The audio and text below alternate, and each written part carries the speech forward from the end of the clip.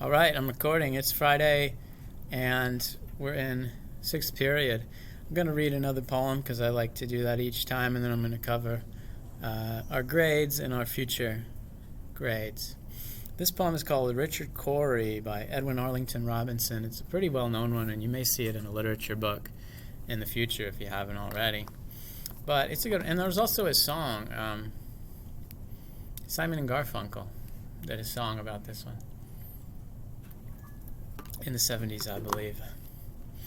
Whenever Richard Cory went downtown, we people on the pavement looked at him. He was a gentleman from soul to crown, clean-favored and imperially slim. And he was always quietly arrayed, and he was always human when he talked. But still he fluttered pulses when he said good morning, and he glittered when he walked. And he was rich, yes, richer than a king, and admirably schooled in every grace. In fine, we thought that he was everything to make us wish that we were in his place. So on we worked and waited for the light, and went without the meat and cursed the bread. And Richard Cory, one calm summer night, went home and put a bullet through his head.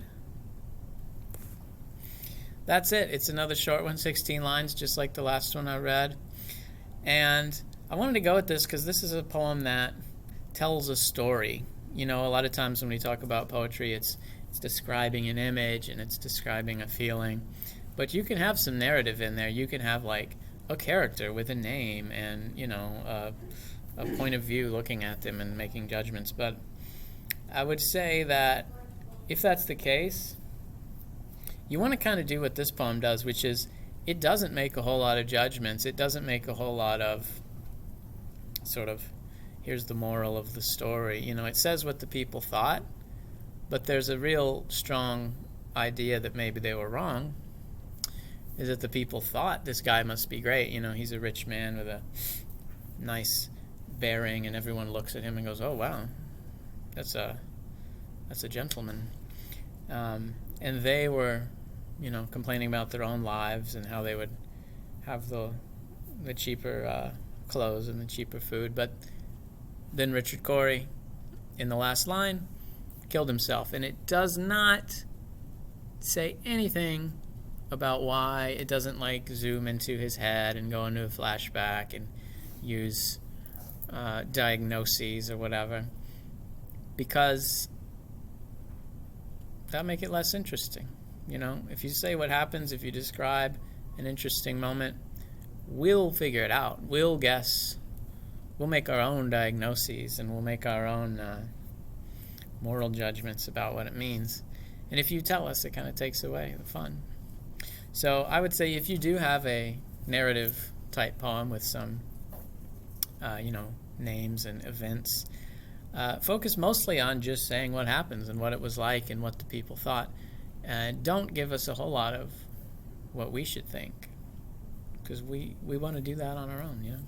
Like when you look at a painting, you can feel whatever you want to feel. It doesn't have like signs that say, here's what's good and here's what's bad. It's not like a political cartoon where everything's labeled, you know? So that's my poem for the day. As for the assignments and grades, I put in a bunch for the first draft and the preceding stuff. Not everybody, but I'm going to get to them. And if you have the credit for one of those, you'll very likely get the credit for all of them because they're all part of the same poem, and I've been commenting as we go and telling people what they need. If I haven't commented on yours, I apologize. I was out sick yesterday, but I'm going to try to catch up. The second draft is going to say, hey, you've gone through all these steps. Tell me one thing that's changed from the very beginning. The second draft is really going to be like, okay, tell me your poem now, and then look back at your poem at the beginning and write a little note about what's changed and what new direction it's taken in, or even just small things.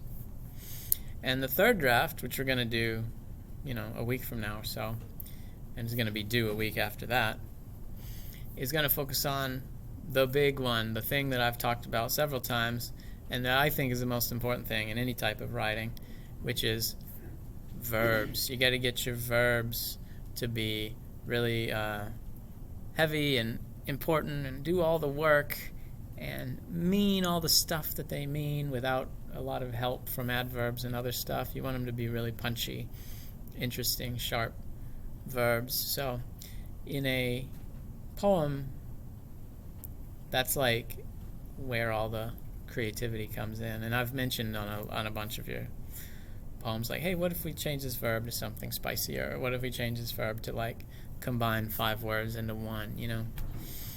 That is the hard part, but we'll get there.